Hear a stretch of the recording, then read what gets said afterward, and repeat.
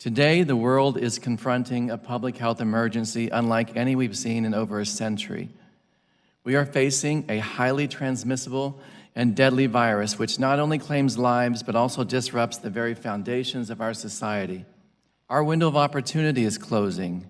If we fail to improve our response now, based on science, I fear the pandemic will get worse and be prolonged. There will be likely a resurgence of COVID-19 this fall. It'll be greatly compounded by the challenges of seasonal influenza. Without better planning, 2020 could be the darkest winter in modern history.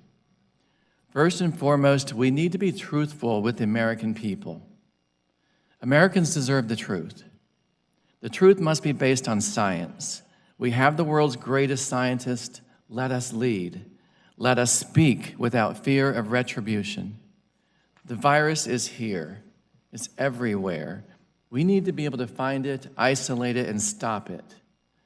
We need to have the right testing for everyone who needs it.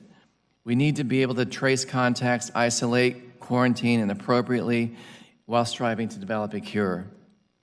Initially, our nation was not as prepared as we should have been, as we could have been. Some scientists raised early warning signals that were overlooked, and pages from our pandemic playbook were ignored by some in leadership. There will be plenty of time to look back to assess what has happened so we can improve. But right now, we need to focus on getting things right going forward. We will either be remembered for what we did or for what we failed to do to address this crisis. I call on all of us to act, to ensure the health, safety, and prosperity of all Americans. You can count on me to do my part. Thank you. What do you mean when you say 2020 will be the darkest winter in modern history?